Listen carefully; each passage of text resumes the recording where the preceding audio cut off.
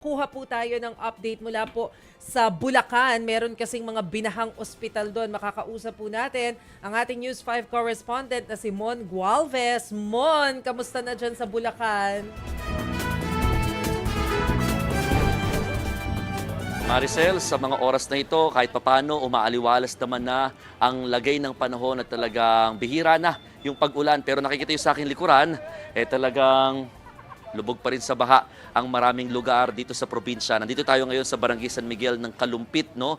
At talagang kinakailangan pang sumakay ng bangka paminsan-minsan dahil umaabot pa hanggang bewang. Gaya na nakita yung sa mga naglalakad doon, umaabot na hanggang bewang pa yung tubig dito o mahigit 3 talampakan yung taas o yung lalim nga ng baha sa lugar. At talagang walang pinili at wala talagang pinalampas itong baha na ito dahil yung binanggitin nyo, no? May ospital nga na nabaha rin dyan naman sa Kawayan, Bulacan, na umabot hanggang bewang din yung taas ng tubig sa ground floor. Yung pinaka-lobby nga ng ospital talagang hindi na siya mamukaan, no?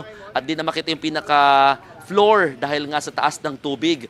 Ang problema talagang kinailangang itaas, no, yung mga equipment at saka yung mga pasyente papunta sa ibang palapag pa ng naturang pagamutan. First time na inabot daw talaga ng tubig itong naturang pagamutan dyan sa Kawayan Doctors Hospital and Medical Center sa naturang lungsod. Bukod dyan, talagang nagsisiksikan pa rin sa mga evacuation centers ang mga kababayan nating nasalanta, no, dahil nga hindi pa sila makabalik ng kanilang tahanan, either may tubig pa sa kanilang lugar or wala na silang babalik ang tahanan, no? Dahil nga sa iniwang pinsala nitong bagyo at may kasama pang hanging habagat.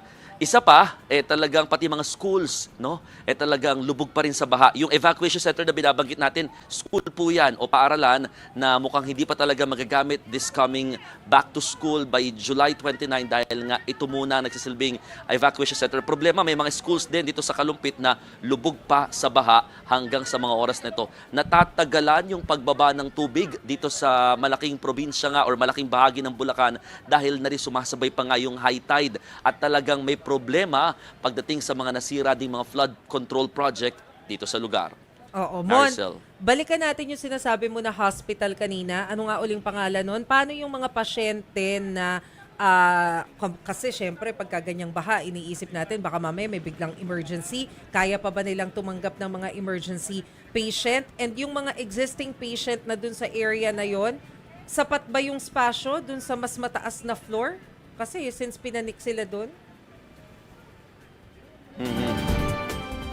oo. Ayan, maganda. Thank you, Maricel. At least maganda malinaw natin talagang nabaha itong naturang hospital last Wednesday, no? At kahapon, unti-unti na itong bumaba. At kanina, nung atin itong binisita, talaga naglilinis na sila sa ground floor at ang nilinaw nga ng hospital, this is Kawayan Doctors Hospital and Medical Center, na kahit nung time na pababa pa lamang yung baha, tumatanggap pa rin sila ng pasyente dito sa naturang pagamutan dahil sa ground floor kasi, Maricel, tanging emergency lamang yung may mga involvement ng mga pasyente, no?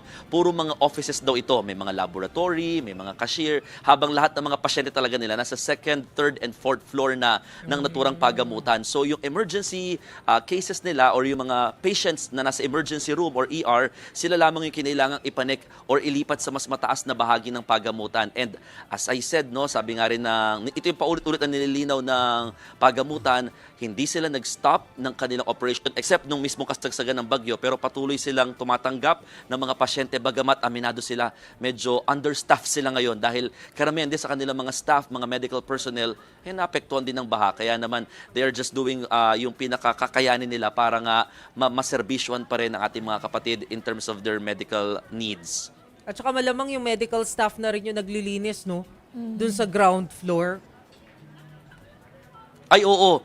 Sila na rin, tama-tama kasi yung mga maintenance nila, naku, nagkaroon talaga din ng kakulangan din sa staff at saka mas pinaprioritize dun sa mga maintenance staff na linisin yung water reservoir, no, yung mas mga mahihirap talaga linisin. Pero yung mga putik na burak actually, no, yung naiwan doon sa pinaka-lobby or pinaka-first floor nitong hospital, mga nurse na, mga medtech, no? At iba pa mga medical personnel nga na tumutulong na nga sa paglilinis para lang talaga mas mabalik na kaagad sa operational status ito or full-time operational status itong ospital.